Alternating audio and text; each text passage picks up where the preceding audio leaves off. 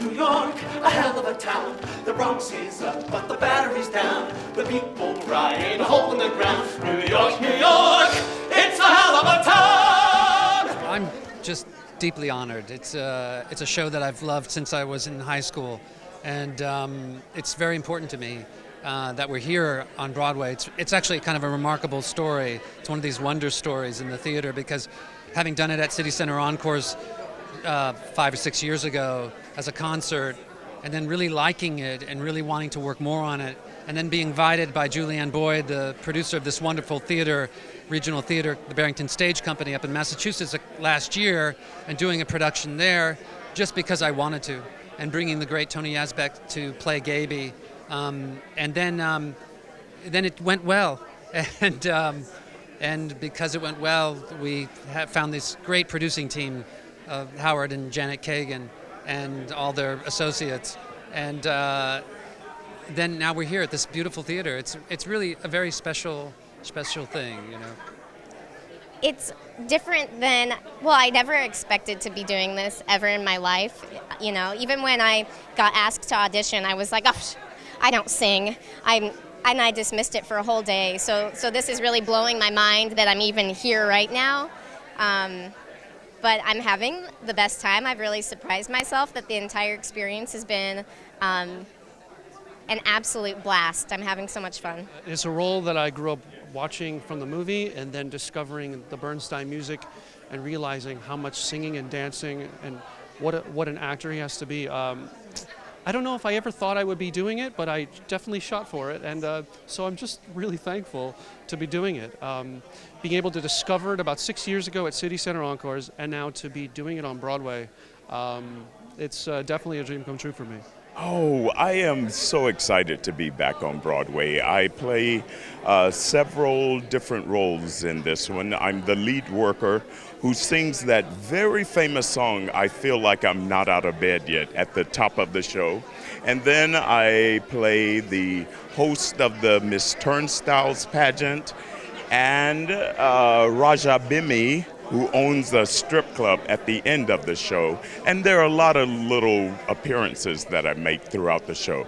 This show is so exciting, so much fun, and I'm so happy to be a part of it. After Porgy and Bess, I wanted to do something very light and very funny, and this is the perfect show. My character is Lucy Schmeeler. She's kind of has a rough time during the play. She starts off with a cold and gets kicked out of her apartment and is promised a date with a young sailor, and when she gets there, they're already gone. And so Lucy, I would like to say, there's a little Lucy Schmeeler in all of us, and I'm happy to bring that little bit of humanity to such a wonderful, fantastic play. I'm probably, if not the oldest, one of the oldest people in the company, which isn't, you could be 28 and be the oldest person in this company. But that was my parents' generation. My dad fought in World War II. My mom, thank God, is still with us. And it just has a very special meaning to me that to bring something from their generation, created by members of their generation, and bring it to Broadway now, and a sea of trash. No, I shouldn't say that. There's a lot of great stuff out. But, you know, it's not a rock musical, you know, but it's so hip. But that's what's so incredible. It's just too much fun, really, you know, full of a bunch of hacks, you know. No, I'm just excited to be able to do all three things that I think I've trained to do for the last 15 years of my life. I mean, I get to sing, I get to act, I get to dance, and that was my dream. So here I am, living my dream.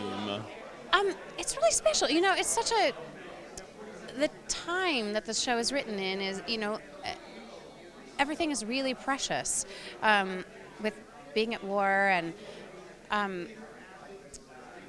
the sailors just being here for a moment. And I think we kind of know what that's like today because we're still at war.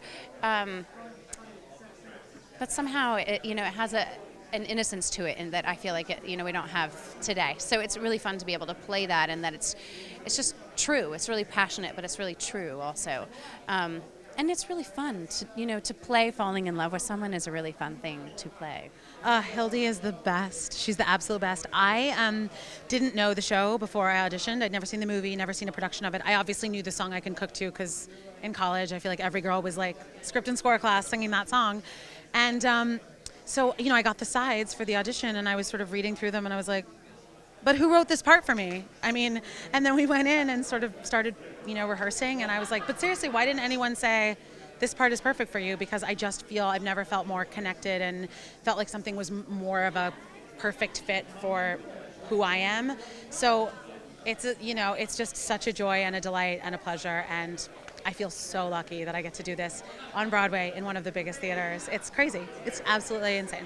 It's it's the quintessential American musical, but also even more interestingly, the quintessential New York musical. So for people that live here and people that are visiting, it's really appropriate.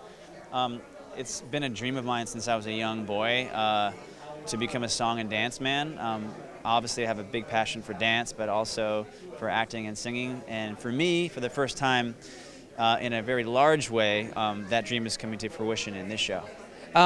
Well, it's daunting when you think of it that way. So what I did was I approached it as I approached the storytelling and the character development through the movement, and I found that as long as I thought about it that way and not thinking about this cloud of brilliance hanging over me in Jerome Robbins, I found it easier to get my ideas out and my juices flowing, because I think what's brilliant about all of Robbins' work, his whole body of work, is it's always about storytelling and about character development, and that's evident in all his musicals, in all his ballets.